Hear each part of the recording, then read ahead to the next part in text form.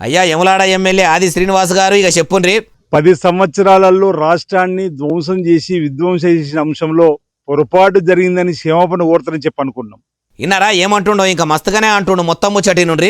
అసెంబ్లీకి రమ్మంటే భయపడే పరిస్థితి, జనం బాట పడతారని చెప్పి అనేటువంటి మాట మాట్లాడుతున్న సందర్భంలో జనం మధ్యలోకి వెళ్ళడానికి స్పేస్ ఎక్కడుంది మీకు అని అడుగుతా ఉన్నా. ఇప్పుడు కారు పార్టీ పెబ్బాక మాజీ సీఎం కేసీఆర్ సార్కు ప్రజల పతారా లేకుండా పోయింది. మా షెయి సర్కారు ఇగురంతోనే ప్రజలకు ఇబ్బందులు లేకుండా చేస్తున్నదని ఎమ్మెల్యే ఆది శ్రీనివాస్ సార్ అనుకొచ్చిండు. అయ్యా ఎమ్మెల్యే సారు ఒదికు ఏలువడిలకు వచ్చి 2 ఏళ్ళు అవుతున్నా ఎనుగుల చెప్ప ఎనుగులనే ఉన్నదన్నట్టు ఎన్నికల ముంగట ఇచ్చిన ఒక్క హామీని కూడా చక్కగా అమలు చేస్తలేరని ఒదికు మీ షెయి పార్టీ లీడర్లు ఏ ఊరికి పోయినా మంత్రుల దగ్గర కాడికి వెళ్ళి ఎమ్మెల్యేల దాకా ఎవ్వలను కూడా ఇడిచిపెట్టకుండా ఊర్లలో ప్రజలు మరలబడి మరీ లొల్లి చేస్తుంటే మా షెయి సర్కారు చక్కదనం చేస్తుందని ఎట్లా అంటుండ్రు సారు. ఇప్పుడు పల్లెల్లో పబ్లిక్ మీ షెయి సర్కారు మీదనే శాననే కోపంగానే ఉన్నారు. అమ్మలక్కలైతే మీ షెయి పార్టీ పేరింటేనే ఊర్ల పొంట ఊగిపోతుర్రట. మైలపోలు మంచిగానే దిద్దామని తట్టు ఉన్నారు కాబట్టి మొదలు మీరు ఇసొంటి పనికిరాని ముచ్చట్లు పక్కకు పెట్టి పబ్లిక్ కు పనికొచ్చే పనులు చేస్తే మంచుకుంటది అంటుండ్రు ఈ ముచ్చటిన్నోళ్ళు.